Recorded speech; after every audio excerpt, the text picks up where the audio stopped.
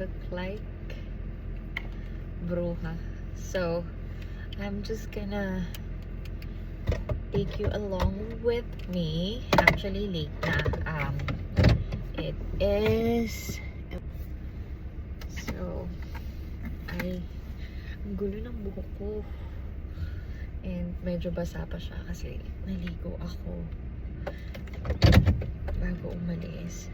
So I'm just gonna take you along with me. Pupunta ako ngayon sa hospital because I need to visit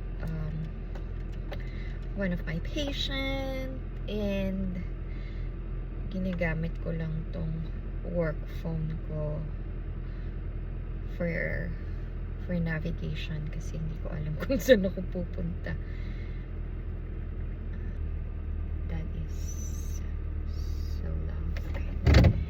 So I'm just gonna take you away take you with me sa pupuntahan ko. So yeah, as I was saying kanina, may new case na na-assign sa akin, and this is workers' comp. Usually ina-assign sa amin sa field, sa workers' comp if medyo complicated yung case. So yeah, pupuntahan ko lang siya sa hospital and just chat with him a little bit. Nakausap ko na siya sa phone.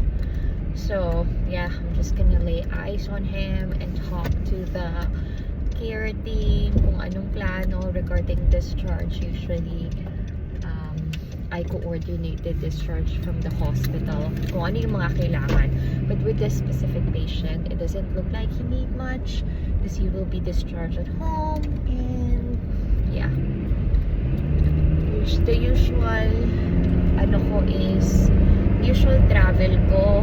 A lot of my travels actually, yung drive ko is around like 1.5 to 2 hours, and yun sa highway yun. So yeah, got my water. Ito lang ang lagi kong dala. I don't eat outside whenever nag-visit ako ng patient. Someone's calling me. So ayun, one of my patients called me. So yeah, as I was saying, usually yung discharge nitong pasyente ko na to, it's not gonna be, I'm not gonna be very involved kasi it doesn't look like he's gonna need any equipment at home and no home health aid. It's gonna be a straightforward file. Na-distract ako sa mga stoplight. Yeah.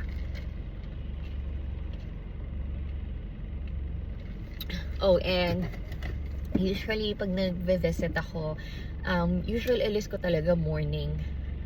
Like, usually maalis ako sa bahay around 8. I like to do my visits early morning. Pero kasi ngayon kaka-snow lang, so tinatamad ako lumabas. And this is my only visit for today. So, I figure mamaya na lang tanghali or hapon para nakaiwas na rin sa rush hour traffic. I've never been to this hospital. This is a really big trauma hospital dito sa Jersey.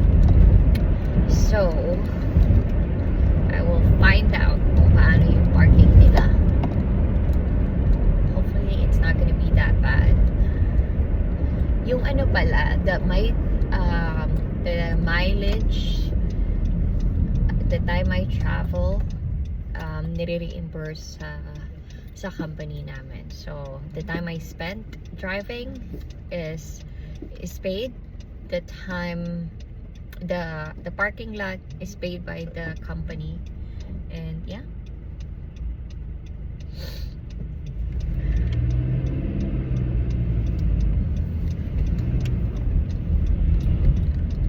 so okay naman. I've been with this company for almost 4 years now. I really like what I'm doing kasi you have that flexibility. Kung katulad ngayon, I could go in the morning, I could go in the afternoon, or I can go later today. If I needed to pick up a Tina, so I could prioritize that.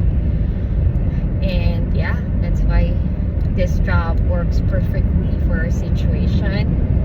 And then yun, so I'll take you along with me and I'll take you to my drive. Take you along with me. Ayan, alam ko nakikita niyo. Puro, how do I, no, I cannot. Ayan, puro snow.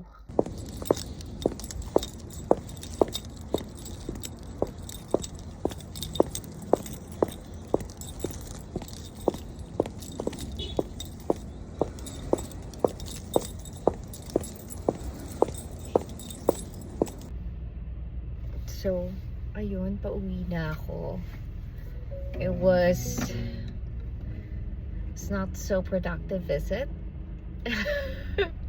That's the only drawback in this job. So, they're gonna be, kasi there's,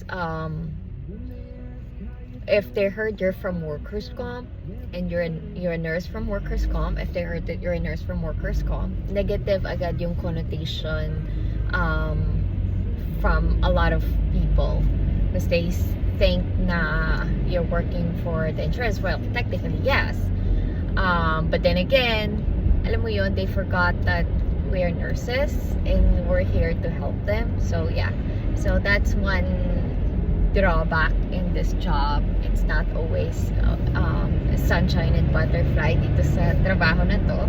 Marami siyang cons and may mga pros. Marami siyang pros, pero may mga cons din. So this is one of the cons, kasi may pre-notion na yung patient na what we do as a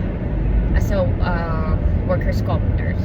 So yun lang. So when you have those patients, they're usually reluctant to talk to you, or even they don't even want anything to do with you. But in reality, we're here to help them make sure na they get everything that they need in terms of like therapy, follow-up visit, DME, so yung mga ganon. So that's one side about one thing na medyo mahirap dito sa trabaho na to. And then it was like, I think 1.5 hour drive from my house. So ngayon pauwi na ako. I'm almost halfway. I was trying to vlog yung daan ko, kaso ang nakikita lang dito sa phone ko is the dashboard. So ini-stop ko na lang.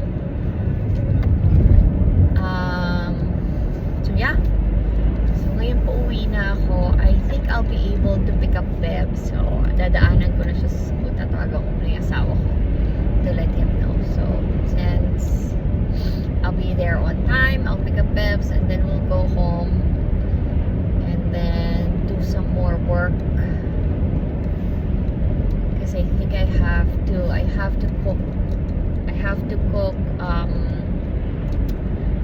cook yung isi-serve namin for our gathering this weekend. So we are a part of a faith-based community. It's called Family of Faith. So every 2 weeks nag-meet kami for gathering. It's like dito prayer. It's like prayer meeting. So yeah. So yun, and then we'll be serving lasagna soup. And then ako yung magluluto ng base. So medyo maraming tao. So I think nasa 100 people attend that every week. So yeah, kami yung service group this weekend. So I have to cook. And then ano pa ba? I have to make bread kasi wala na kaming tinapay. And then what else?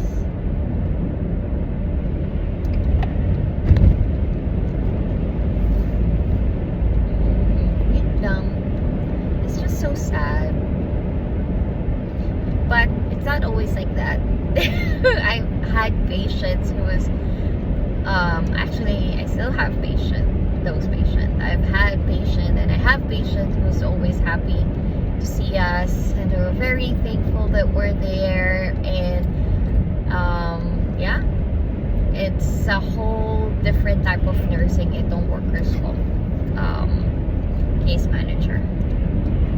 It's not your typical nursing, and it's not something you've seen before, especially with my background sa emergency room. I've worked at the emergency room, at primary care, community health center. I did that, and it's very